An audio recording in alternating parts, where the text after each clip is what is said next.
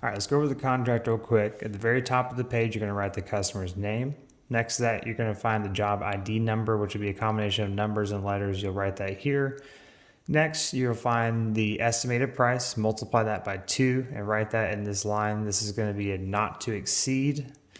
Not to exceed twice the estimated price. So if it were to take twice as long, we cannot charge them more than that.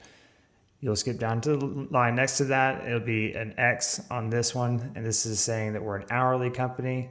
You can explain at this point that you're a 3-man crew at $185 an hour and initial there. You'll go down to the insurance next, which would be this red section. This is 60 cents per pound, which is already included with the move. Have her initial there if she wants to just stick with it, with that insurance.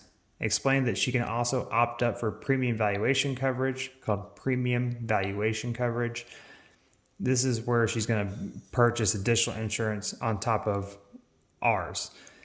Most of the time, our customers stick with 60 cents per pound, which is already included with the price, and you'll have them initial in that line there. Next, you're going to skip down to G, circle G. This is method of payment. At this point, you'll ask if the customer is paying with cash, check, or card. If they're paying with card, explain to them that there's a 3.5% transaction fee with card payments. So if they want to change at the end and pay with cash or check to avoid the fee, that's perfectly fine. Just let them know up front.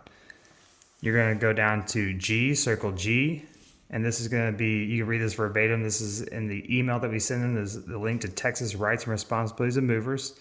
Initials there, acknowledging they received the email. Signature here, acknowledging all the above.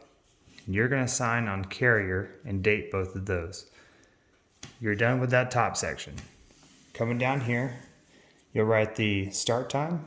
In this case, maybe 9:30 or so, round up to the nearest quarter hour.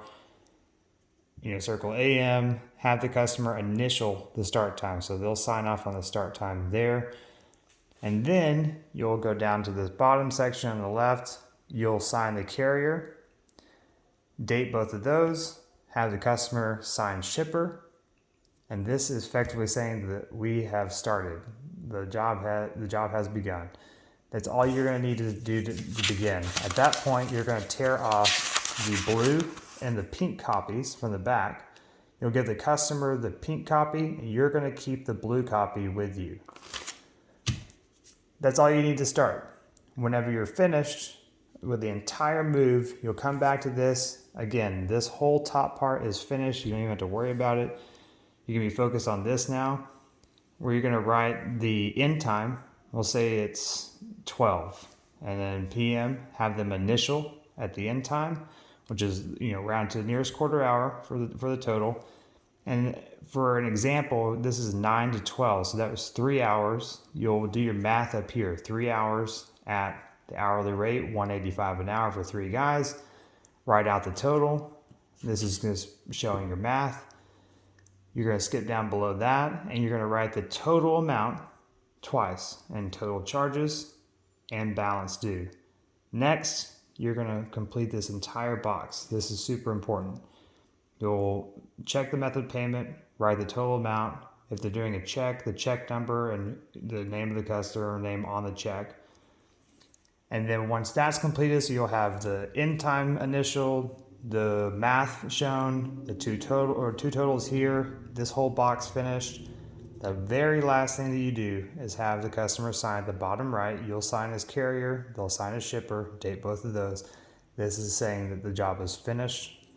Everything is done. Once you're done with the entire move, again, they already have the pink copy, you already have the blue copy. You're going to give them now the yellow copy, which is their final copy.